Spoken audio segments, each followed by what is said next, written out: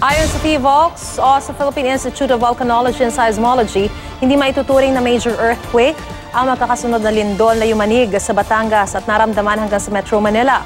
Bagamat posible pa raw gumalaw ang natukoy na local fault, wala naman daw dapat ikabahala. Live mula sa Batangas Port, may report si Oscar Oida. Oscar? Yes, Marie, sa mga sandaling ito, baga nagkaroon nga ng lindol nung weekend, tila hindi naman naapektuhan yung pagdating ng mga biyahero dito sa Batangas Port.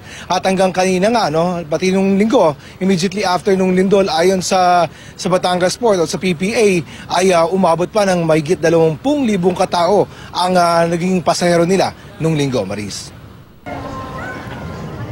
Hindi major earthquake kundi maliliit o moderate size na mga lindol daw ang nararanasan ngayon sa lalawigan ng Batangas, ayon kay DOST-USEC at PHIVOLCS Director Renato Solidum.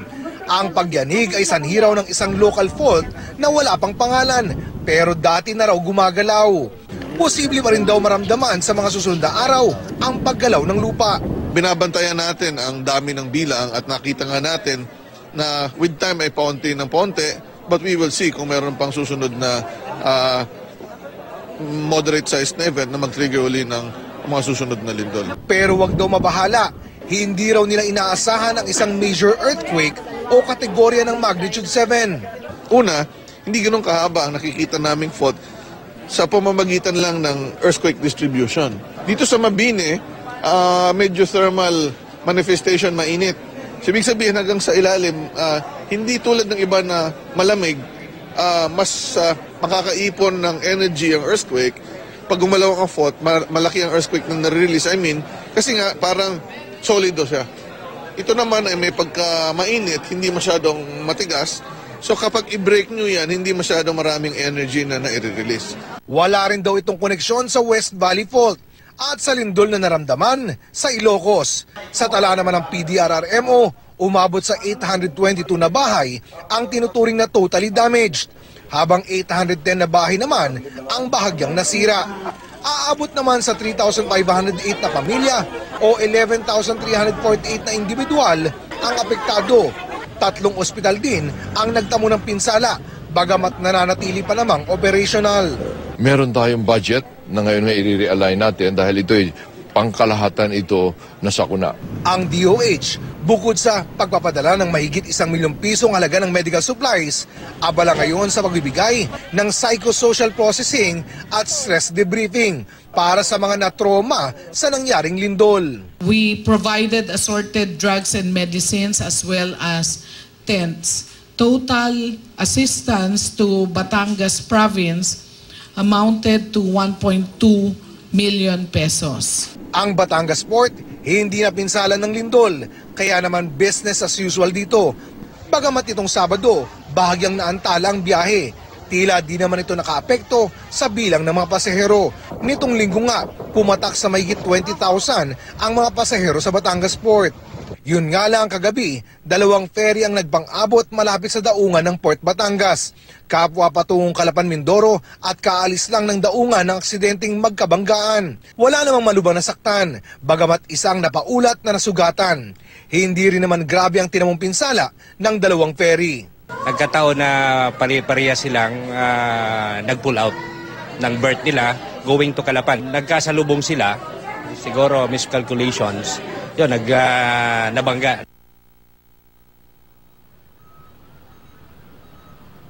Samantala, Marisa, bumaghapon ay naging mahigpit naman ang pagbabantay sa seguridad dito sa Batangas Port. Diyan pa lang sa entrada hanggang makaabot dito sa passenger terminal ay masasusing iniinspeksyon ang bawat pasahero na sumasailalim sa x-ray yung mga bagahe nila maging sa mga K9 units. Samantala, inaasahan naman talaga yung pinakadagsa ng pasahero dito sa Wednesday kung saan inaasahang aabot sa kulang-kulang 30,000 katao. Maris?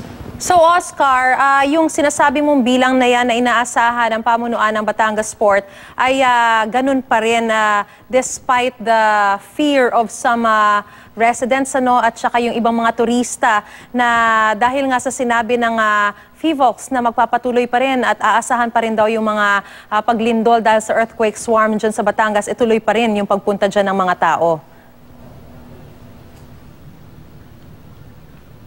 Yes, Marie. Siguro isa na nagpa-factor dito yung sinabing assurance ng FIVOX na yung lakas ng lindol na nangyari dito sa Batangas ay hindi sapat para mag-generate ng tsunami, no? Ayon sa paglilinaw ni USEC, ni FIVOX Director Solidum, ano.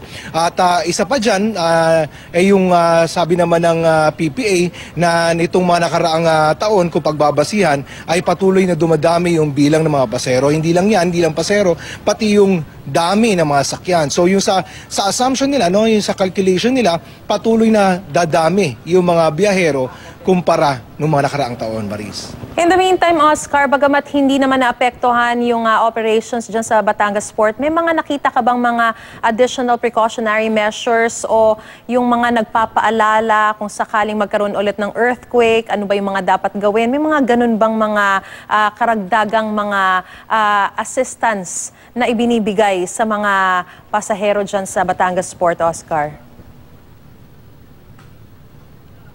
Okay. Yung sa paalala, Maris, nakikita natin yung kasalukuyang ginagawa ng mga taga-FIVOX, no?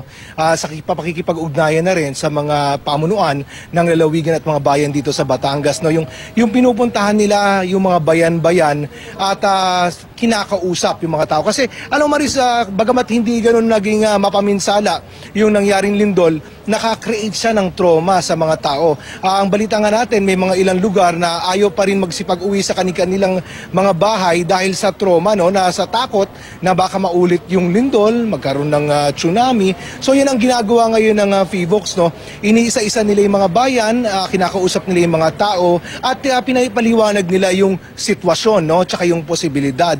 At sa ngayon nga, ang sinasabi ng FIVOX ay yung lakas na naranasan mga lindol dito sa Batangas ay hindi naman kalakasan. Yun nga lang, yung paalala pa rin na bagamat hindi malakas yung mga lindol na yan, ay yung pagtitiyak, yung safety, yung mga bahay in particular, dapat matiyak na malalakas yan.